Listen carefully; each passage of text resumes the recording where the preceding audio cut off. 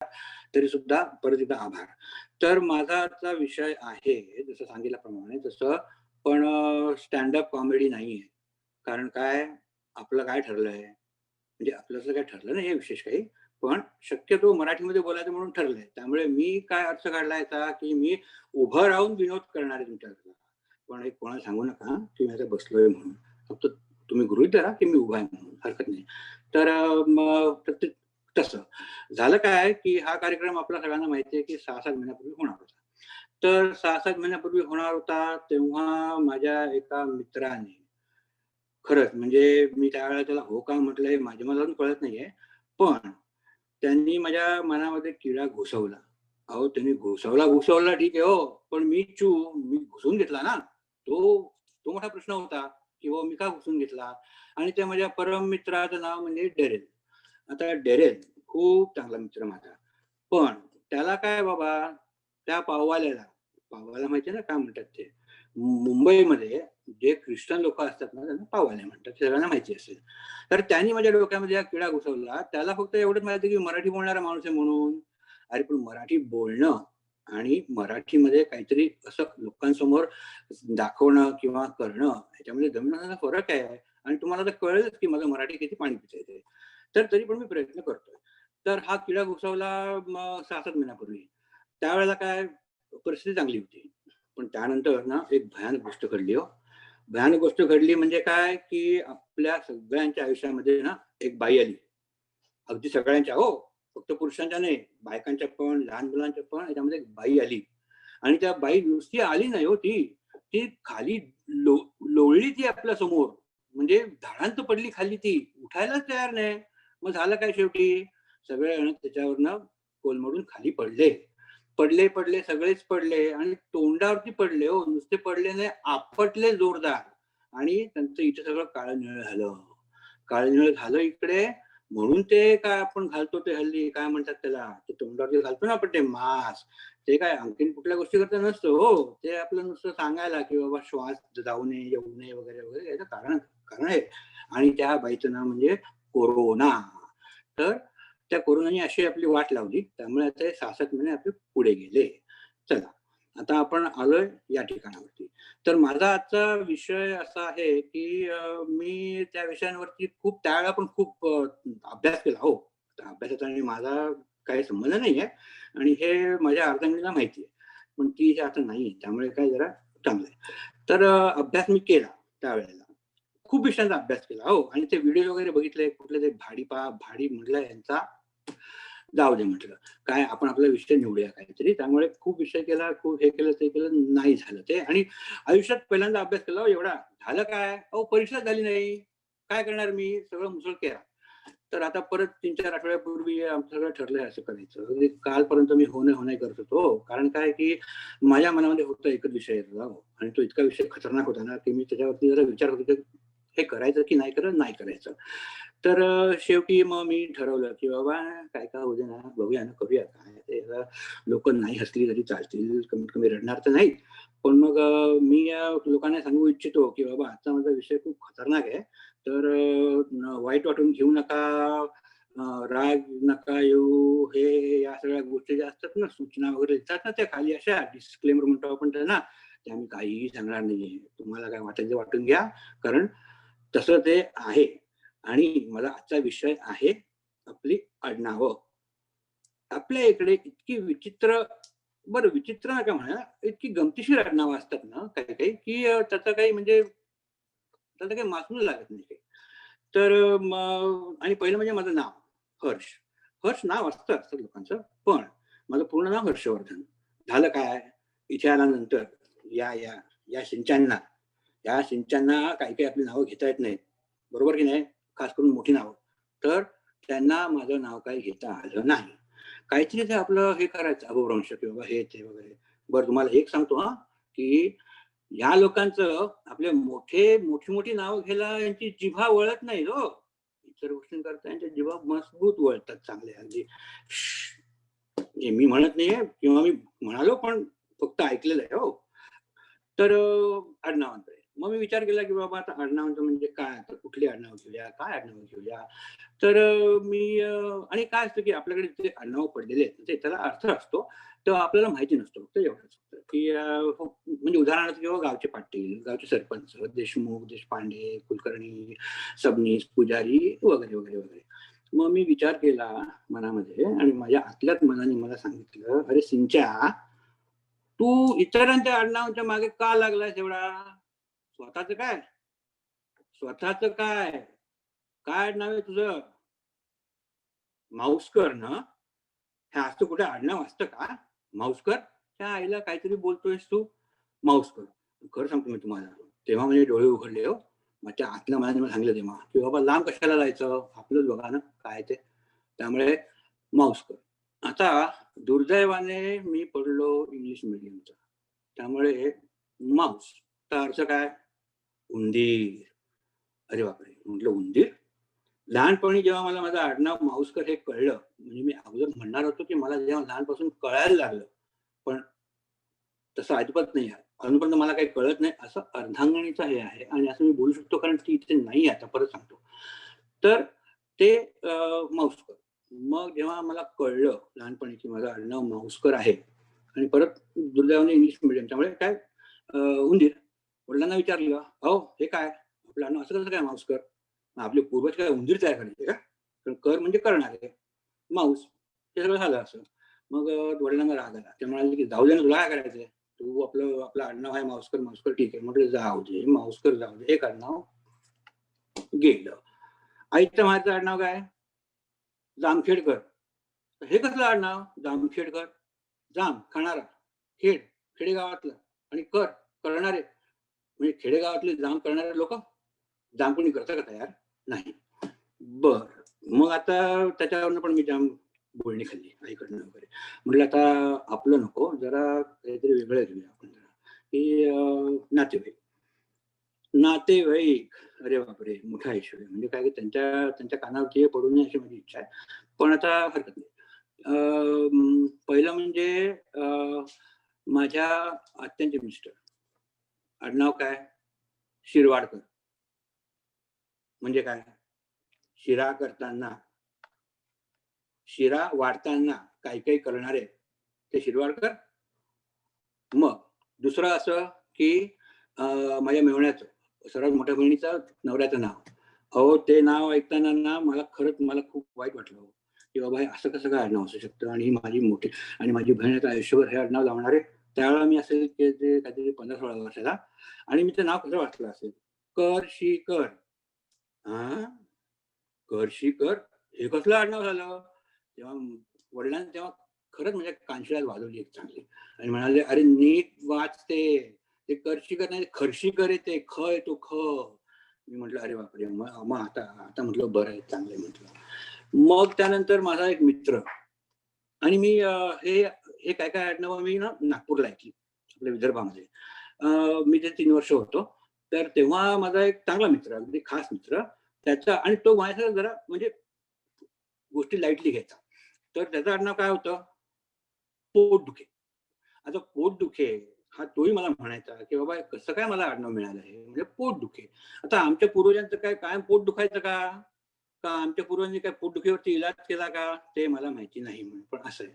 दुसरे आमचे प्रोफेसर होते ते आणि ते डेंटिस्टचे प्रोफेसर होते. ते त्यांचं आडनाव काय? हे खरं आहे, मी काही खोटं सांगत नाही. तुम्ही बघा पाहिजे. जीभ काटे. जीभ काटे आडनाव मी ऐकल्यावरती मी सुन्न झालो. बरं ते सुद्धा असेच मजेशीर होते. ते म्हणजे लाईटली घ्यायचे. ते म्हणाले, की "ठीक आहे, आता काय जन्मापासून आपल्याला आडनावं मिळतात हे.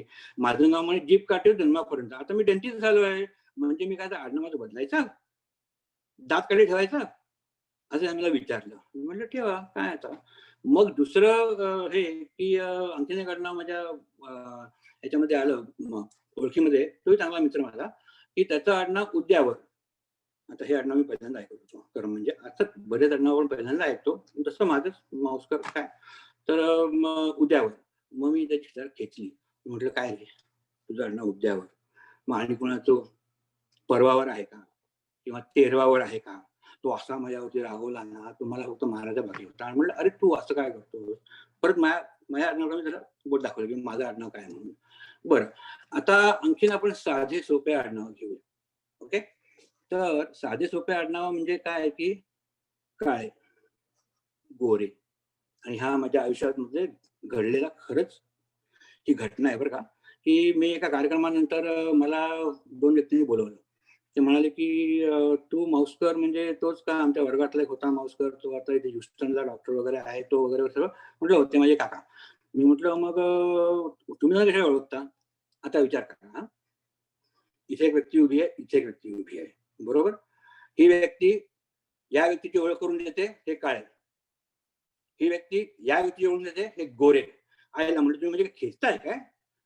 मोठे होते वयाने ते अर्थात म्हणा. त्यामुळे मी मनात म्हटलं अर्थात, "किंवा खेचताय का?" ते म्हणा, "नाही, नाही, नाही, नाही, खरंच हे काळे, हे गोरे." आणि दोघं जण नावेला साजेशीर होते अगदी. त्यामुळे तिथे ते म्हणलं मला पटलं, की बाबा हां, हे आडनाव यांच्यावरून पडलेली असतील. दुसरं असं, की एक आडनाव माझ्या आणखीन म्हणजे मित्र वगैरे असेच असतात आपले. पण एका आडनावाचं मला खूप कौतुक वाटतं. कौतुक म्हणजे इतकं कौतुक वाटतं, की काय सांगू नये. तसे आडनाव मला तसं कुठे सापडलं नाही. आडनाव असतं सर देशपांडे. बरं. मग काय झालं असेल, की सर देशपांडे नावाचे लोकं जे आहेत, त्यांच्यापैकी काही लोकांना ना ते सर आवडलं नसेल. त्यामुळे ते डोकं सर त्यांनी कापून टाकलं. उरलं देशपांडे. बरोबर? मग त्या गटातल्या काही लोकांना ते देश आवडलं नाही. नाही, आम्हाला देश वगैरे आवडत नाही. त्यामुळे ते राहिले पांडे. आणि मग पांड्यांपैकी पण सुद्धा काही लोकांना पान आवडलं नाही. त्यामुळे ते राहिले डे. असं काहीतरी झालं असेल ते. तर असे बरेच उदाहरणं आहेत आणि आणखीन 2 जरा खतरनाक उदाहरण देऊन मी माझं हे संपवायचं संपवू इच्छितो, की परत एक नागपूरचं आडनाव आणि दुसरं. अ, नागपूरच्या आडनावामध्ये मी तुम्हाला सांगितलं, की जीभ काठे होतं, पोटदुखे होतं. तर एकदा मी आणि माझे वडील चाललो होतो एका दारावरची पाटी घातली नावाची आणि अर्थात परत इंग्लिश मीडियम त्यामुळे इंग्लिश नावाकडे पटकन लक्ष जायचं. तर त्या स्पेलिंग होतं नावाचं PAR, KAR, WAR. त्याचा मी उच्चार कसा केला असेल हे तुम्हीच ठरवा आता. पण नंतर जेव्हा मी मग वडिलांनी खरंच मला म्हणजे अगदी बेदम मारायचं बाकी होतं. ते म्हणाले, की "अरे, मराठीमध्ये वाच जरा कधीतरी." ते म्हणाले, की मग मी वाचलं ते परकर वार होतं. पण त्याचा मी इंग्लिशमध्ये काय उच्चार केला असेल हे तुम्हीच विचार करा जरा. आणि आता शेवटचं. शेवटचं असं, की मी ज्या मुंबईमध्ये जिथे वाढलो ना, तिकडे मराठी लोकं फार कमी होते. तर म्हणजे इतर साऊथ इंडियन म्हणा, पंजाबी आणि जास्त करून मी ज्या ह्याच्यामध्ये वाढलो तिथे पाववाले जास्त होते. म्हणून ते पाववाले मला माहिती आहे. तर पाववाले जास्त होते आणि त्या लोकांचं म्हणजे काय त्यांची काय चुकी बिचाऱ्यांची. तर शाळेमध्ये एक धडा होता जस्टिस रानड्यांवरती. तर आता रानडे. आता हे नाव आमच्या पुस्तकामध्ये इंग्लिशमध्ये RANDE. तर मराठीमध्ये ते आपण रानडे असं लिहितो. त्या चिंचाने त्याचा उच्चार कसा केला असेल हो? जरा विचार करा तुम्ही जरा, की त्यांनी ड ला न जोडला. आता तुम्ही विचार करा काय असेल ते? त्याचं नाव त्यांनी कसं उच्चारलं असेल ते. बरं ठीक आहे. इथपर्यंत माझं डोकं चाललं आज. तर ह्याच्यापुढे आणि मी हे जरा उत्स्फूर्तच बोललो. तर उत्स्फूर्त म्हणजे काय, की काय-काय लोकं उच्चारतील उत्स्फूर्त. मी म्हणेन, की तोंडात येईल ते बोललो मी आणि वेळ मारून नेली. तर मंडळी नमस्कार. या 4 शब्दांनी मी तुमची रजा घेतो आणि ऐकल्याबद्दल धन्यवाद.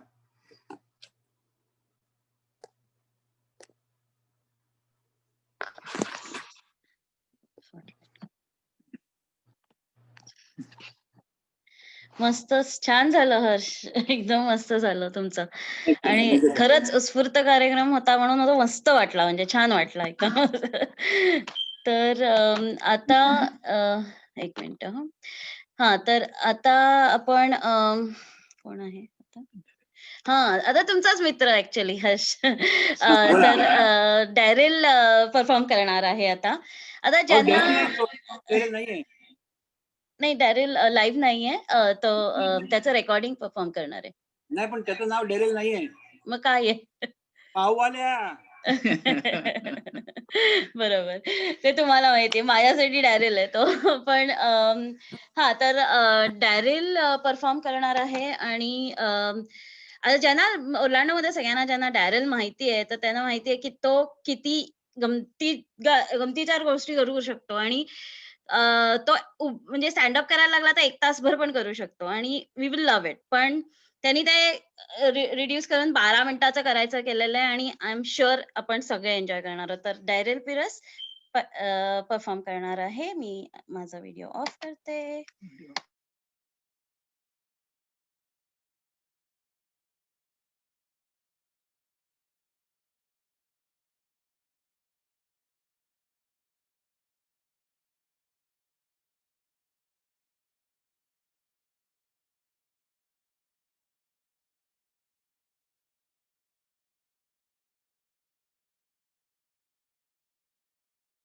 हाय, माय नेम इज़ डैरल पीयर्स। मैं रश्मि का हस्बैंड हूँ। रश्मि ने मुझे बोला कि तुझे कैमरे के सामने खड़ा रहना है और एक ऑडियंस को कुछ तेरे पुरानी हिस्ट्री के बारे में, तेरी कुछ लाइफ के कुछ इंसिडेंट्स के बारे में कुछ उटपटांग बातें करनी है। बेसिकली तेरे को 10 मिनट्स किल करने हैं कैमरे के सामने एंड तेरे को ऑडियंस को कुछ ना कुछ फालतू बातें इधर उधर की करनी है, जिससे ऑडियंस जो है खाली बिना मतलब के हंसती जाए। So there are many such incidents that I remember in my life that happened और मैं कोशिश करके आपको वो बताऊंगा। होपफुली आपको पसंद आए। मुझे मराठी आती नहीं है, फ्रेंकली मुझे मराठी आती है लेकिन आती नहीं है। मैं सुन सकता हूँ, समझ सकता हूँ, प्रोसेस कर सकता हूँ, बोल भी सकता हूँ, लेकिन इतना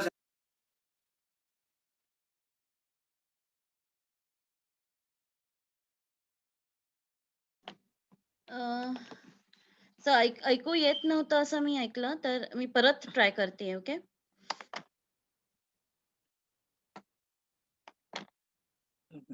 Show computer sound. ते केलंय बरोबर. It should be fine. कि कुछ इंसिडेंट्स के बारे में कुछ। हाय, माय नेम इज़ डैरल पीयर्स। मैं रश्मि का हस्बैंड हूँ। रश्मि ने मुझे बोला कि तुझे कैमरे के सामने खड़ा रहना है और एक ऑडियंस को कुछ तेरे पुरानी हिस्ट्री के बारे में, तेरी कुछ लाइफ के कुछ इंसिडेंट्स के बारे में कुछ उटपटांग बातें करनी है। बेसिकली तेरे को 10 मिनट्स किल करने हैं कैमरे के सामने एंड तेरे को ऑडियंस को कुछ ना कुछ फालतू बातें इधर उधर की करनी है, जिससे ऑडियंस जो है खाली बिना मतलब के हंसती जाए।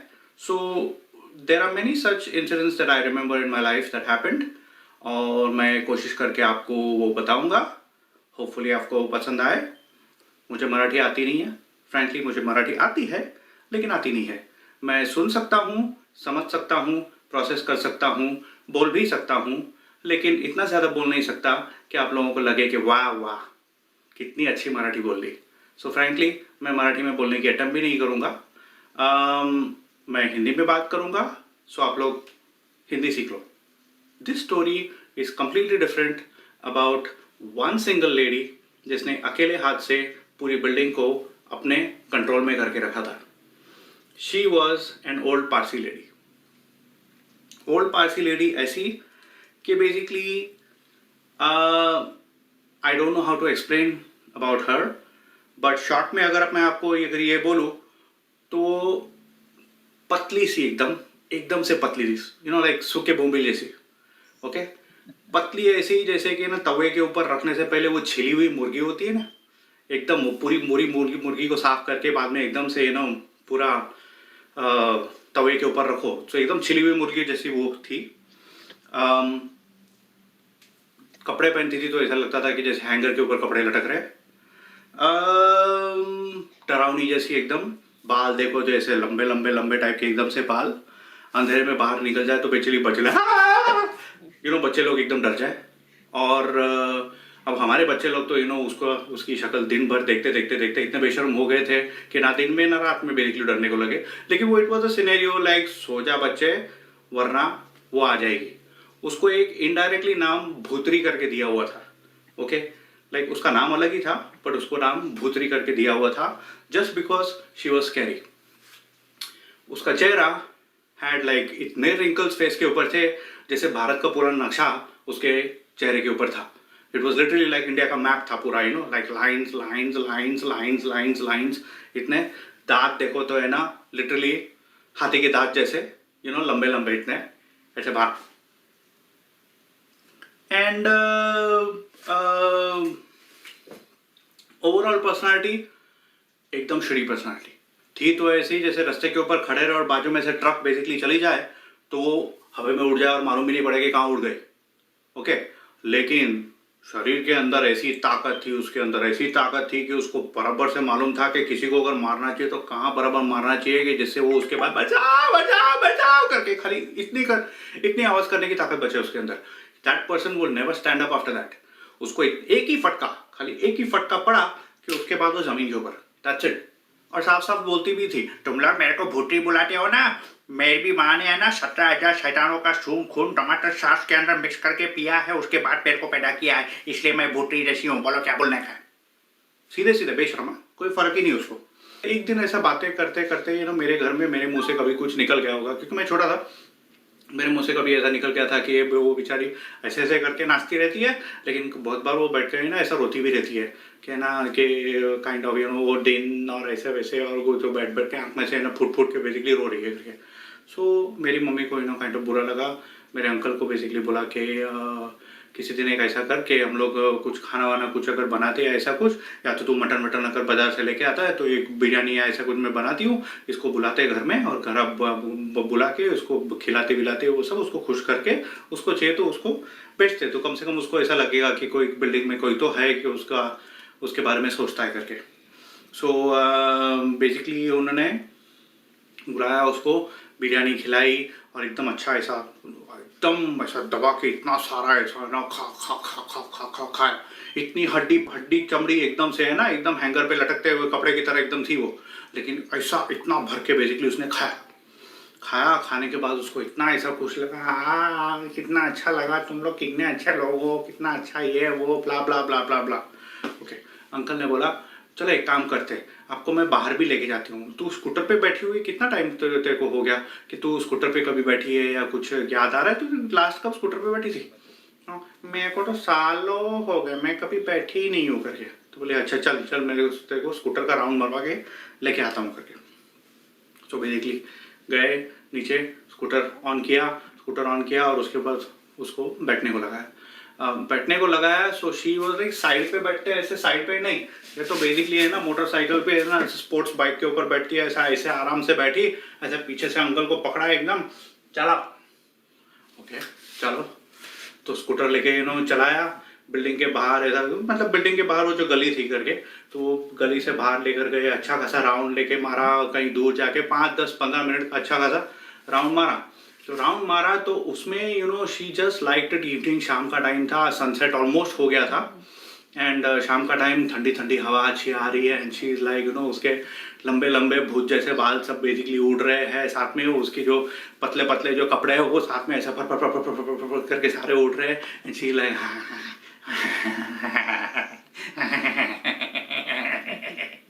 ऐसा करके बेसिकली शी वाज एंजॉयिंग। ऑलमोस्ट बिल्डिंग के नजदीक वापस पहुंचे और वो राउंड खत्म होने लग गया। She started to feel the confidence इतना ज्यादा कि शी लिटरली अंकल को उसने छोड़ के है ना वो टाइटैनिक पोज ट्राई किया, बेसिकली ऐसा करके निकाला।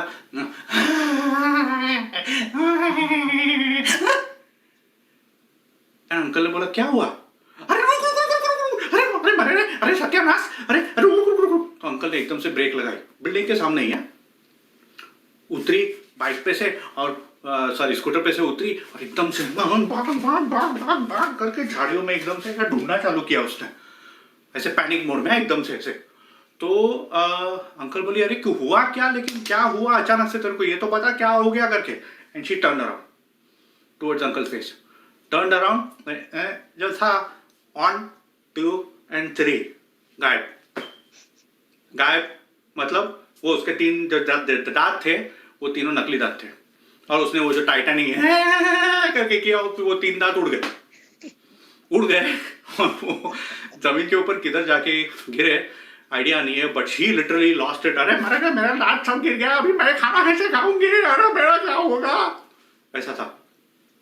वेंट ऑन सर्चिंग हंटिंग, ये वो काफी ढूंढा, वो बाजू में से बिल्डिंग वाले तो सबके अच्छा हुआ बुढ़िया के दांत गिर गए। एवरीबॉडी वाज जस्ट लाफिंग। अंकल को खराब लगा कि क्या करूं क्या नहीं। ऑलमोस्ट उधर अंधेरा हो चुका था, स्ट्रीट लाइट भी आ रही थी, लेकिन वो स्ट्रीट लाइट में से कितना आदमी को ढूंढेगा। अच्छा हम कुछ करते हैं, कुछ नहीं, वो दांत डॉक्टर के पास लेके जा, नहीं मेरे पास पैसा नहीं है, नहीं दांत वाट नहीं, दांत के लिए पैसा कौन, ऊपर से इंजेक्शन मारेगा ना, ये करेगा ना, मेरा मुंह पूरा उधर सुन मारेगा ना, क्या क्या करेगा, नहीं मेरे को यही दांत चाहिए, मेरे को वापस। चलो ढूंढा, 1 घंटा ढूंढने के बाद मालूम पड़ा कि वो दांत मिला ही नहीं। अल्टीमेटली अंकल ने बोला अच्छा अभी तू जाके सो जा, कल सुबह को हम उठने के बाद जाके वापस से ढूंढते। किसी तरह से उसको घर में भेज दिया, वो जाके दरवाज़ा बंद करके अंदर लेट गई। उसके पास बाकी का बिरयानी का बर्तन पूरा उसको उसी को दे दिया कि वो के बाकी का बिरयानी तू तेरे पास रख, थोड़ा थोड़ा करके तू खाना, तेरे को पसंद आया ना ठीक है तू खाना, ओके।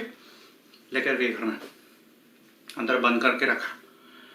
क्या हुआ उसको सूझा नहीं। दूसरे दिन अंकल ने जाके ढूंढा, मिला नहीं। दूसरे किसी को बोला कि बाबा प्लीज बच्चे लोगों में से जाओ जाके ढूंढो, मैं तुम लोगों को चाराना दूंगा, मैं तुमको आठाना दूंगा, कुछ तो भी। उस टाइम पे चाराना आठाना हुआ तो बिग डील। सो जाके ढूंढो, बच्चे लोगों ने ढूंढा, नहीं मिला, कुछ नहीं। इसको क्या दिमाग में कुछ आया मालूम नहीं कि ये ऐसे एक दिन बाहर खड़ी थी और उसने अचानक देखा कि जो पड़ोसी सिंधी का जो कुत्ता था, जिसको बेसिकली वो इंसेक्टिसाइड का दवाई मार के खिलाना चाहती थी because she was fed up विद द डॉग, वो कुत्ता बेसिकली बाहर करके कुछ तो भी कर रहा था बाहर। तो कुछ तो भी कर रहा था, इसके दिमाग में कुछ तो क्या दिमाग में आया ऐसा आइडिया नहीं कि इसकी आंख इतनी बुढ़ी होने के बावजूद भी ऐसे शार्प है, उसको बराबर दिखता है। समहाउ शी गॉट दिस नोशन कि वो कुत्ते ने किसी तरह से वो दांत खा लिया। नाउ शी इज कन्विंस्ड कि ये दांत ये कुत्ते ने खाया हुआ है, बस ये कुत्ता किसी भी तरह से खाया हुआ है। जाके पड़ोसी सिंधन के साथ उसने जाके झगड़ा किया, तेरे कुत्ते ने मेरा दांत सब खा लिया है, मेरे को ये दांत मेरा मांगता है, कैसा भी करके कुत्ते को बोल निकाल, उल्टी करा, कुछ भी करा, कैसा भी करा। सिंधी बोली पागल हो गई है तू, कुछ तो भी, कुत्ता तेरा दांत क्यों खाएगा। नहीं वो दांत के ऊपर सब मटन बिरयानी का सब टेस्ट था, वो तेरे कुत्ते को तू बराबर खिलाती नहीं होगी, उसके लिए वो मटन बिरयानी का टेस्ट उसको अच्छा लग गया, वो तो 3 दांत वो कुत्ते ने बराबर देके खा लिया। सिंधन बोली क्या मुसीबत में फंस गए यार मैं, कुछ नहीं। बट देन सिंधन ने वो उसको इग्नोर किया तो किया। शी वॉज लाइक नहीं तेरा कुत्ता मेरा दांत खा गया, चलो। सो अभी शी इज वेटिंग आउट। जैसे वो सिंधन के बच्चे ने बेसिकली कुत्ते को लेके बाहर राउंड मार के वो गए, ये दरवाजा खोल के बाहर अपने एरिया में ऐसे बालकनी के ऊपर खड़ी हो गई, बराबर कुत्ते के ऊपर ध्यान रख रही है कि क्या हो रहा है क्या नहीं। वो कुत्ता बेसिकली जितनी बार भी वो राउंड मारा था, कुछ तो भी कर रहा था, शी डिसाइडेड कि ये ऐसा राउंड मार के ऐसा कुछ करके कुछ फायदा नहीं है। इसने बेसिकली जो बिरयानी खाई थी उसकी जो बची हुई हड्डी वड्डी और जो मटन जो पीसेस जो नहीं खाती है वो सारा मटन लिया एंड देन शी वेंट एंड फेड इट टू द डॉग। कुत्ता भी पहले फर्स्ट नजर में तो उसको जैसे जैसे वो नजदीक आती है तो कुत्ता भी टाइप का चालू था, लेकिन इन्हें ना तू अच्छा कुत्ता, तू कितना अच्छा, ये वो ले मटन खा ले, हड्डी खा ले, ये खा करके संभव कुत्ते को अपने हाथ में कर दिया। कुत्ता मजे से वो हड्डी वड्डी सब खाता रहा, सब कुछ एवरी डे बेसिकली खाता रहा। दी ओनली कैच वॉज कि जब भी वो कुत्ता अपना पीछे का भाग नीचे करे, ये नीचे थाली लगा देती थी, ये थाली लेके बेसिकली पीछे लगा देती थी कि जैसा कुत्ते ने जो खाया वो बाहर निकालेगा, वो थाली के अंदर बाहर निकलेगा। सो थाली वो लगती थी। फर्स्ट डे बैड लक, सेकेंड डे बैड लक, थर्ड डे बैड लक, कुत्ता को हड्डी खिलाई जा रही है, ओके, बैड लक। फोर्थ डे जैकपॉट, शीशा देख मेरा दांत इसके अंदर है। सो बेसिकली जो भी बाहर निकला वो उसने सीधा लिया हाथ में ही करके बेसिकली घर के अंदर गई, इमीडिएटली लोगों के सामने ही पानी वानी सब उसके ऊपर डाला। वो दांत जैसे वो बाहर निकला और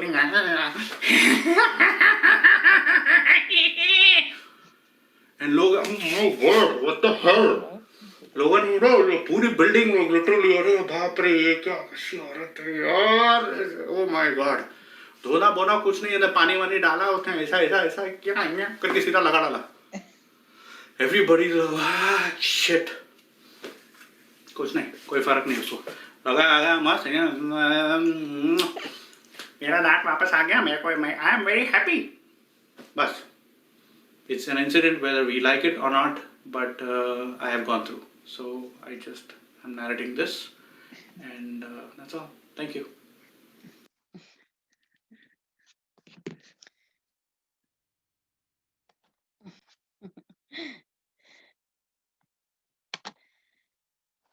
मी म्हटलं तसं मस्तच डॅरेल. आणि वाटलंच मला, की थोडं आणखीन असतं तर आवडलं असतं. म्हणजे छान केलंस एकदम. अं, आता आपले ऑर्लॅंडो मराठी मंडळाचे ऑफिशियल लेखक म्हणजे सगळ्यांना माहितीच आहे आणि सर्वात आवडते पण शिरीष कीर्तने यांचा स्टँड अप कॉमेडी आपण दाखवणार आहोत.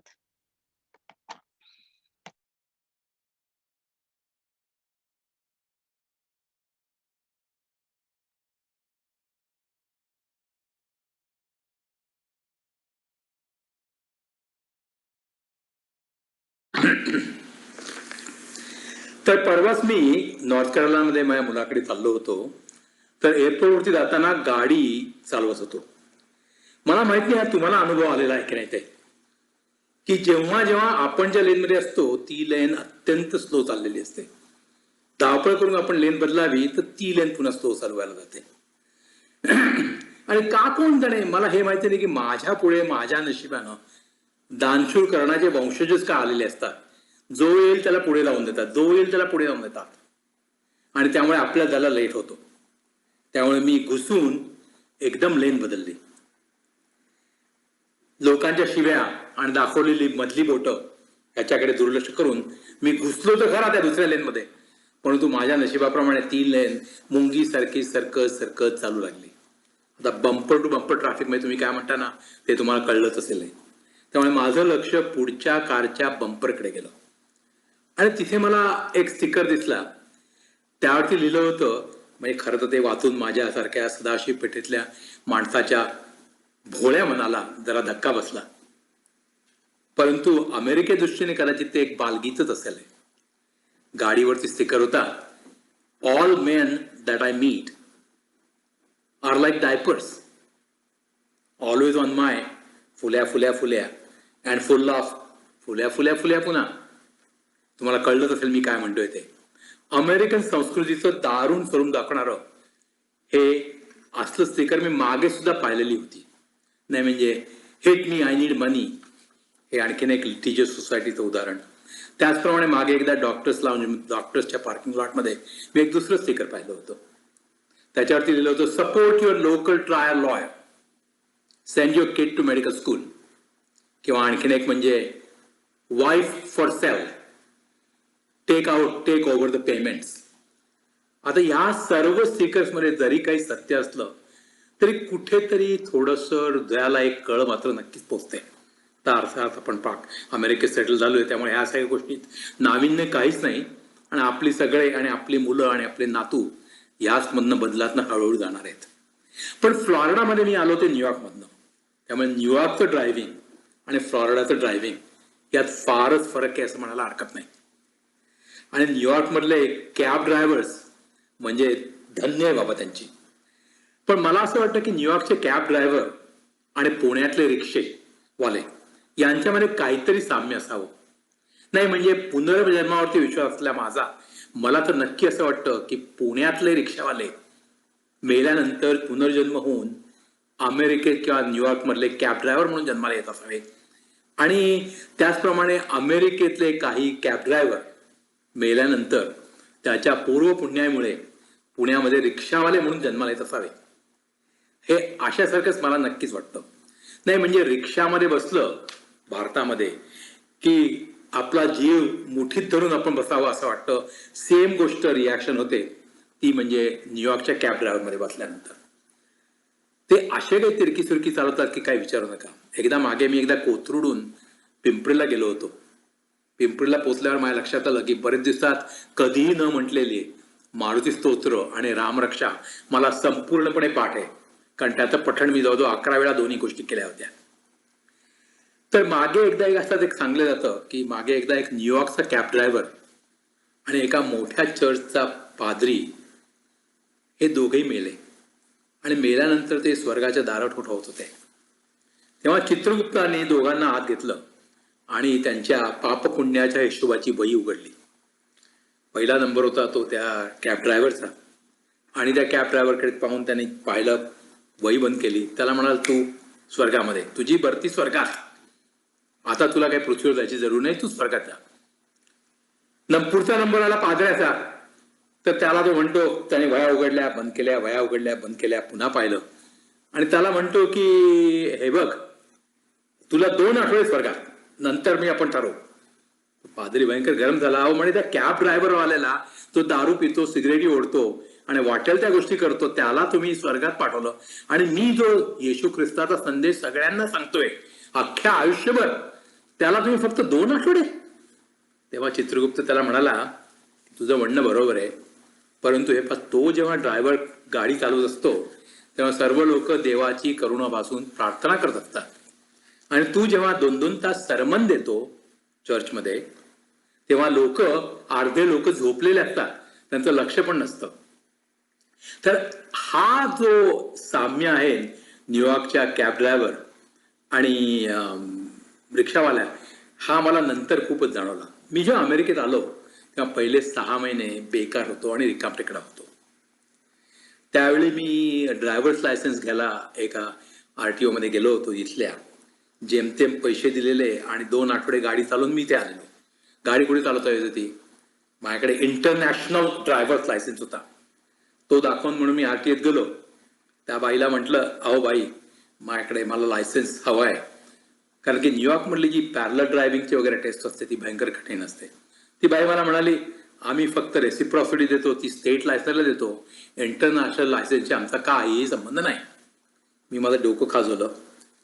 माझ्या चंट डोक्यातल्या गुजरातमधले वाढलेल्या बुद्धीला एक सुचलं. म्हटलं, माझ्याकडे गुजरात स्टेटचा लायसन्स आहे, तुम्ही मला रेसिप्रॉसिटी द्याल का?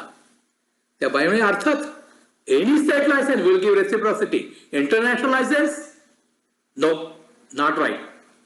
तर अमेरिकेमध्ये असताना मी जॉबसाठी जे ऍप्लिकेशन करत होतो, कारण जानेवारी ते जुलै मला काहीच जॉब नव्हता, त्यावेळेला आम्हाला आमच्या सर्टिफिकेटच्या फोटो कॉपीज पाठवायच्या. आता बऱ्याच तरुणांना असं वाटेल की फोटो कॉपी म्हणजे कॉपी केली म्हणजे झेरॉक्स फोटो ज्याला आपण म्हणायचो पूर्वी, तशा का फोटो कॉपीज? तर नाही, कॅमेरानी सर्टिफिकेटची फोटो घ्यायचा आणि त्याच्या कॉपीज प्रिंट करायच्या आणि त्या पाठवायच्या, असं मी काम केलेलं आहे. त्यामुळे मी 20-20, 25-25, 30-30 कॉपीज घेऊन आलो होतो. तर त्यावेळी माझ्याकडे राहायला एक मुलगा आला. असेच आम्ही सगळेच बेकार, तोही बेकार. रात्री आला माझ्याकडे, 2-4 आठवडे राहणार होता. दुसऱ्या दिवशी सकाळी उठून जेव्हा मी निघालो, एलिव्हेटरवरून खालती जाताना मी त्याला म्हटलं, आपण सबवेने जाऊ. तो म्हणे, अरे पण आपल्याला कॅब घ्यायला लागेल. म्हटलं, कॅब कशाला घ्यायची? मी खालती आलो, त्याला दाखवलं, सबवेचा एंट्रन्स 200 फुटावरती होता. या माणसाला त्या कॅब ड्रायव्हरनं फिरवून फिरवून फिरवून $25 लावून माझ्या घरी काल रात्री सोडलं होतं. तर ही असाच प्रकार पुण्याच्या लोकांमध्ये पण आहे. नाही म्हणजे एकदा काय झालं, मी चाललो होतो कुठेतरी पुण्यामध्ये, नुकताच गेलो होतो व्हेकेशनमध्ये, आणि त्याच वेळी तुमच्या शेजारच्या एक म्हाताऱ्या बाई होत्या, आजीबाई, त्यांनाही त्याच चालल्यात होतं. तर माझ्या सासूबाई म्हणाल्या, यांनाही जाता आता सोडून दे. तर म्हटलं ठीक आहे. आम्ही एक रिक्षा केली. चालवता चालवता रिक्षावाल्यात काय डोकं फिरलं होतं कोण, आणि अशी चालवत होता, दारू प्याला होता का काय माहिती नाही, पण एनिवे तो अशी चालवत होता की शेवटी त्या आजीबाईंना राहवलं नाही हो. त्या म्हणाल्या, अरे बाबा, जरा कशी चालवतोय काही गाडी, जरा ऍक्सिडेंट वगैरे होईल, विचार तर कर. त्यावर तो मागे वळून म्हणतो, आजीबाई, तुमचं आता काय राहिलंय, कशाला जगायचंय तुम्हाला? हे अशी उत्तरं मी फक्त पुण्यालाच ऐकली आहेत. आणि आजीबाईंनी मात्र त्याला सांगितलं, हे अरे बाबा, माझं नाही राहिलं, पण तुझं तर राहिलंय की नाही. पण एनिवे एवढं सगळं विचार चालला असताना एअरपोर्ट आला आणि त्यामुळे पुढच्या वेळी कस्टम, TSA, व्हिसा याच्या गोष्टी सांगायला मजा येईल. Thank you for listening. Have a nice day.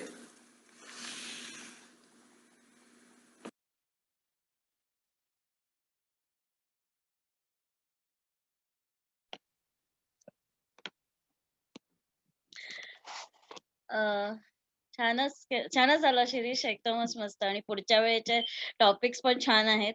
आपण लवकरच ते कव्हर करूया म्हणजे. तर आपण आता आपल्या शेवटच्या कार्यक्रमाला आलेलो आहोत. तर आपण हां, शेखर मनोहर हे आपली पहिली गाडी, म्हणजे त्याची पहिली गाडी याच्यावर स्टँड अप करणार आहेत आणि ते लाईव्ह करणार आहे परफॉर्म. तर शेखर तुझा व्हिडिओ ऑन कर तू आणि मी तुला अनम्यूट केलेलं आहे. येस. आणि थांब मी स्पॉटलाइट करते आणि मग विल स्टार्ट. ओके.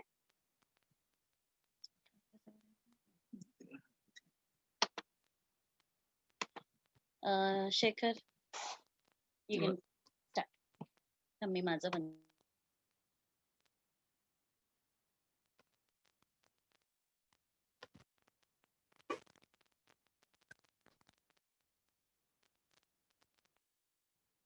मी अमेरिकेत पोचलो आणि माझी पहिली गाडी.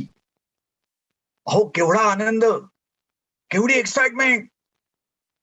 पण 3 प्रश्न दत्त म्हणून माझ्या समोर उभे. पहिला प्रश्न, ड्रायव्हिंग लायसन्सचं काय? दुसरा प्रश्न, पैसे कोण देणार? आणि तिसरा प्रश्न, गाडी अमेरिकन घ्यायची का जापनीज? पहिल्या प्रश्नाचं उत्तर शोधायचं मी त्याची स्टोरी भारतापासून चालू होते. मी तेव्हा कुर्ल्याला राहायचो. ड्रायव्हिंग लायसन्स 4 चाकी गाडीचं घ्यायचं म्हणून घाटकोपरला गेलो. त्याला विचारलं, मला 4 चाकी शिकायचे. मला, साहेब मारुती शिकायची असेल तर 1,500 रुपये आणि हा ट्रक शिकायचा असेल तर 1,000 रुपये. होयलो म्हणलं, एवढा फरक का? मला म्हणतो, अहो ते डिझेल आणि पेट्रोल दरामध्ये फरक आहे. म्हणलं, मी समजा ट्रक शिकलो तर मला मारुती चालवता येईल की नाही? तर मला काहीच प्रॉब्लेम नाही साहेब. ट्रक म्हणजे HMV heavy motor vehicle, car म्हणजे LMV लाईट मोटर व्हेकल, तुम्हाला ती चालवता येईल. म्हणलं ठरलं, मी ट्रक चालवणार. ट्रकला रजिस्ट्रेशन केलं. अहो पैसे वाचवायला रजिस्ट्रेशन केलं. पास पण होणार याची खात्री होती. शिकायला लागलो. परीक्षा झाली आणि मग सही करायला म्हणून RTOच्या समोर लाईनीत उभा राहिलो. आणि माझ्या पुढे आणि मागे सगळे ट्रक ड्रायव्हर. माझ्याकडे बघून RTO विचारतो, काय हो, तुम्हाला बघून तुम्ही काय ट्रक चालवाल असं वाटत नाहीये? ट्रकचं लायसन्स घ्यायसाठी घेताय. त्यामुळे विचार करतो, ह्याला सांगायचं 400-500 रुपये वाचवण्यासाठी घेतोय, हे काय बरोबर नाही. मग मला एकदम विचार आला डोक्यात, अहो मला मारुती व्हॅन घ्यायचे, त्याला तो गेअर असा हाताचा असतो ना, तो सेम गेअर ट्रकला असतो, म्हणून ट्रक शिकतोय. ते लायसन्स घेऊन मी अमेरिकेत आलो. हो, पण तोपर्यंत माझी शिरीषची भेट झाली नव्हती. नाहीतर त्याला सांगितलं असतं, हे स्टेटचं लायसन्स प्रेझेंट करतो, मला अमेरिकेचं लायसन्स द्या. पण ते माहिती नसल्यामुळे मी नेहमीप्रमाणे रेग्युलर परीक्षा द्यायला बसलो. पहिली परीक्षा लेखी. पहिला प्रश्न, हॉर्न कशाला वाजवतात? हायला, मी पुण्यावरनं आलेला, मित्राला बोलवाला, कायमचा प्रश्न. ऑप्शन. उत्तर दिलं आणि काय नापास झालो. पण एकाच प्रश्नात नापास झालो. नशिबाने 80% प्रश्न बरोबर आले की पास. लेखी परीक्षा पास झाल्यावर 3 आठवड्यांनी ड्रायव्हिंग टेस्ट. माझा परीक्षे बाजूला बसलेला, मी गाडी चालवतोय. गाडी चालवली, उजवीकडे डावीकडे थांबा, मस्त चाललो होतं सगळं. मला वाटलं, ह्या अमेरिकन राज्याचं देशाचं मला वाहन चालकाचं परमिट मिळणार. अहो स्वर्ग फक्त 2 बोटं खाली राहिला होता. कसले हो स्वप्नच ते. मगाशी शिरीष म्हणाला तसं माझ्या परीक्षकांनी सांगितलं, तुम्ही आता पॅरलल पार्किंग करा.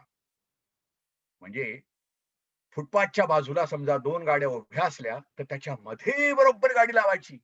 कसले काय, मी पुढल्या गाडीलाही ठोकलं आणि मागच्या गाडीलाही ठोकलं. नशिबाने गाडीला नाही ठोकलं, कारण तिथे कोण लावलेले होते प्लास्टिकचे, त्यांना ठोकलं.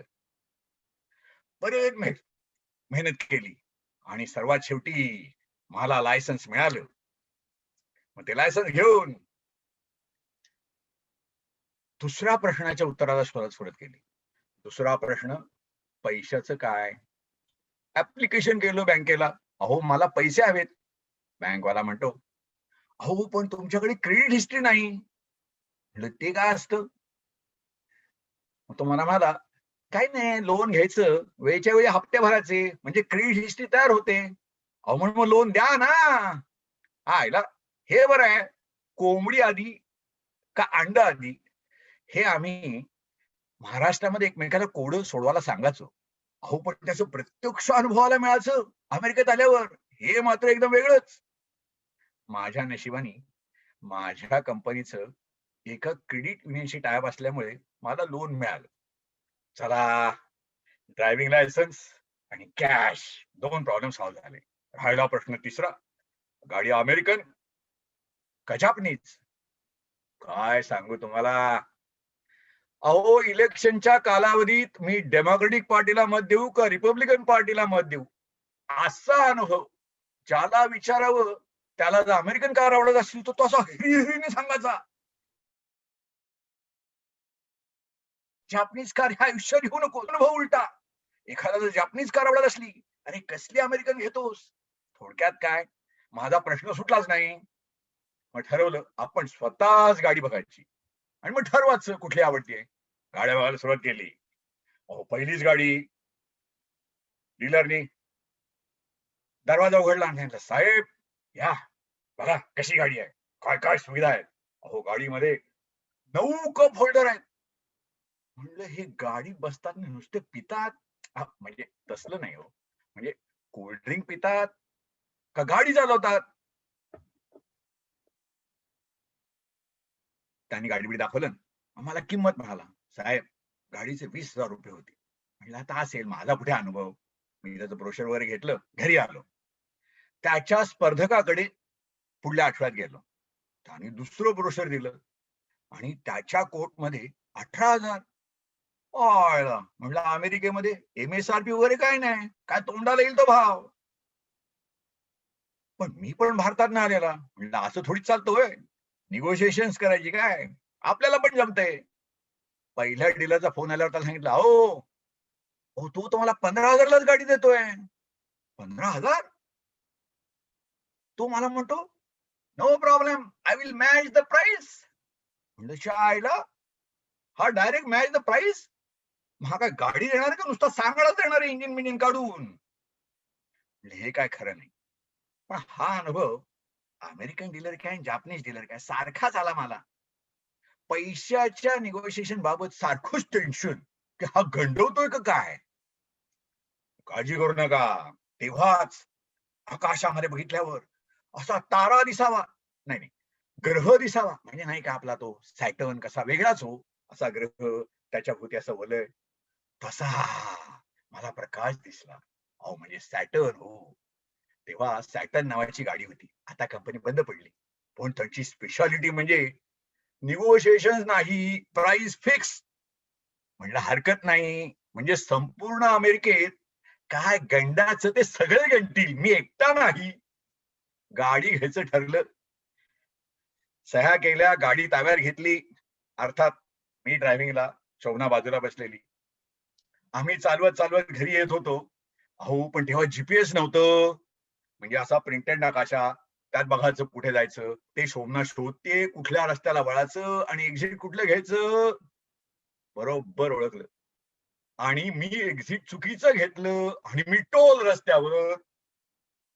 अहो टोल रस्त्यावर घेतल्यावर टेन्शन. म्हटलं जाऊ दे, आता चुकीचा रस्ता आलाय, पहिल्या एक्झिटला बाहेर पडू. पुढल्या एक्झिटला बाहेर पडतो, बघतो तर काय तिथे पैसे घ्यायला माणूसच नाही, तिथे नुसताच एक बूथ. प्रीपेड कार्ड माझ्याकडे नाही आणि एक्झॅक्ट पैसे द्यायचे चेंज ती पण नाही. पण काळजी करू नका, अमेरिकेमध्ये इतके बेफिकीर लोक होते तेव्हा माझी सोय झाली. दरवाजा उघडून बाहेर आलो आणि बघतो तो काय, त्या मशीनच्या बाहेर अहो कित्येक कॉइन पडलेली. त्यातली 2 उचलली, त्या मशीन मध्ये टाकली. मशीन मध्ये टाकल्यावर हिरवा दिवा लागला. म्हणलं वा. गाडीत बसलो आणि निघालो. खरं सांगायचं ना तर उरलेले पैसे जर गोळा केले असते तर जेवण झालं असतं. आम्ही घरी आलो आणि चर्चा करत होतो, आता जरा एकदा हात बसला की न्यूयॉर्कला जाऊन येऊ, न्यूयॉर्कला जाऊन येऊ असा विचार करतोय. आणि 4 आठवड्यातच आमच्याकडे तिकीट आलं. विचार करतोय, मी एवढी मेहनत करून गाडी शिकलो आणि अजून साचपडतोय. अहो परवाचीच गोष्ट म्हणजे डीलरकडे जायचं होतं आम्हाला दुसऱ्या काहीतरी कामासाठी, आणि मी गाडी चालवताना पाऊस यायला लागला. अहो त्या कालावधीमध्ये गाडीमध्ये डिफ्रॉस्ट कसा लावायचा मला माहिती नाही. आम्ही असं कागदाने पुसतोय, दिवे लावलेत, हळूहळू हळूहळू गाडी चालवतोय, खिडकी उघडतोय, बंद करतोय. शेवटी डीलरकडे गेल्यावर कळलं की पूर्वी बटणं नसल्यामुळे डिफ्रॉस्ट ही सिच्युएशन कशी हँडल करायची, गाडीला गरम करायचं, एसी लावायचा. म्हणलं हा एवढा मी चाचपडणारा माणूस आणि आपल्याला न्यूयॉर्कचं तिकीट आलं कसं? आणि ते तिकीट जपून बघितलं. बघताना माझ्या लक्षात आलं, अहो तिकीट एप्रिल 2. म्हणलं बॅक टू द फ्युचर सारखं झालंय. म्हणजे आपल्याला फ्युचरिस्टिक तिकीट आलं. त्यांना अगोदरच कळलं शेखर न्यूयॉर्क मध्ये येणार, चुकीची गाडी पार्क करणार. म्हणलं नाही नाही काहीतरी गडबड आहे. म्हणून परत तिकीट बघायला सुरू केली. बघतो तर अहो एप्रिल 2 नाही, फेब्रुवारी 4. ते इंडियात आले की आपण DDMM बघतो ना, पण ते इथे अमेरिकेत MMDD नाही का? 0204 म्हणजे फेब्रुवारी 4. म्हणलं फेब्रुवारी 4ला तर माझ्याकडे नंबर प्लेटच नव्हती. चौकशी अंती कळलं आमची नंबर प्लेट डीलरशिपकडे आली तेव्हा ही नंबर प्लेट अहो चोरीला गेली डीलरशिप कडून.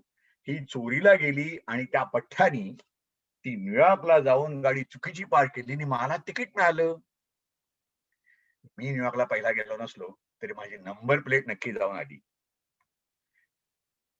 यथावकाश गाडी माझ्याकडे 20 वर्ष राहिली. 20 वर्ष मी सॅटर्न चालवत होतो. आता हळूहळू शेवटच्या 4-5 वर्षामध्ये आपण जसं वयस्कर झाल्यावर आपले काही काही अवयव बंद होतात तसं तिचं दरवाजा बंद पडला, एसी बंद पडला, पण हृदय चालू होतं. हृदय जरा इकडे नाही का, हृदय चालू होतं म्हणजे गाडी चालू होती. मग शेवटी म्हणलं ही गाडी विकूया आणि नवीन घेऊया. मग तुम्ही म्हणाल नवीन म्हणजे आता ही तुझी दुसरी गाडी नाही का? अहो नाही हो, ही पहिली गाडी पेट्रोलवाली, माझी पहिली गाडी. ह्या जंजाळातनं बाहेर येतो परत अहो इलेक्ट्रिक गाड्या मार्केटमध्ये आलेल्या किंवा फार फार तर इलेक्ट्रिक आणि पेट्रोल एकत्र गाड्या आलेल्या. त्याची कहाणी पण आहे, पण ती मराठी मंडळाच्या पुढल्या कार्यक्रमात.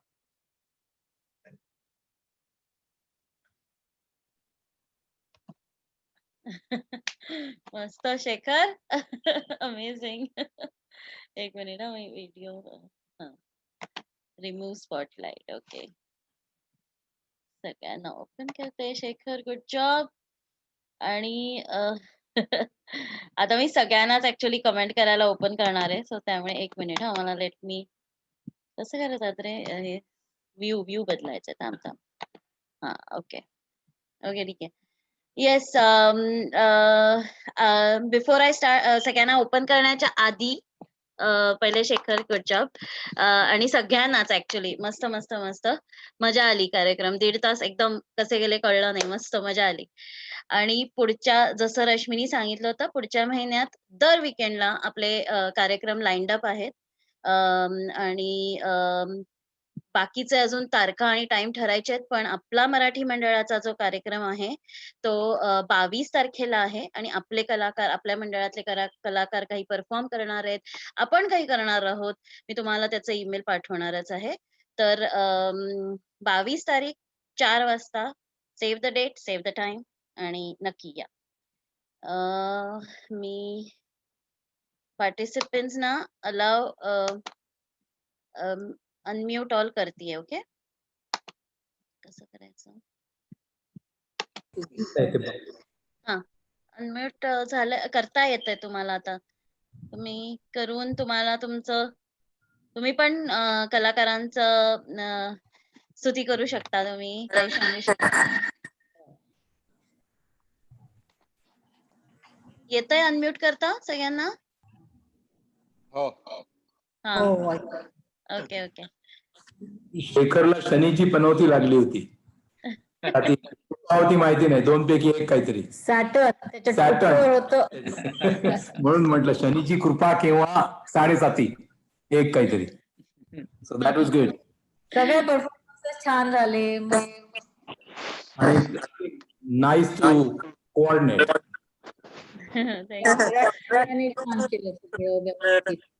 आय नो, मस्त झालं सगळ्यांचं.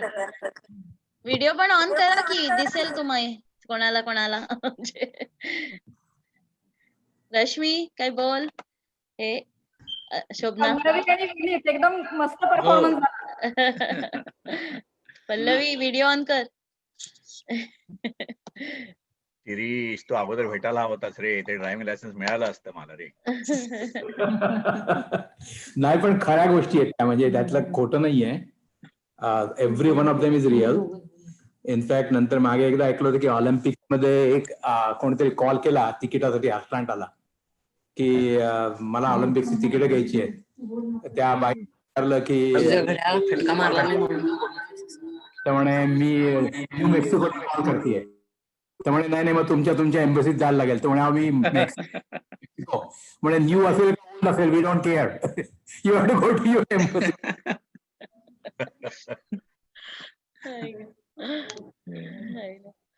पल्लवी आणि हे दिसले मला विनीत, पण ते पुन्हा पल्लवी तुला बोलायचं आहे काही?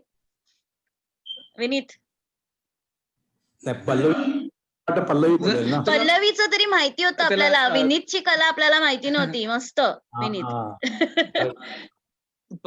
तुला अनम्यूट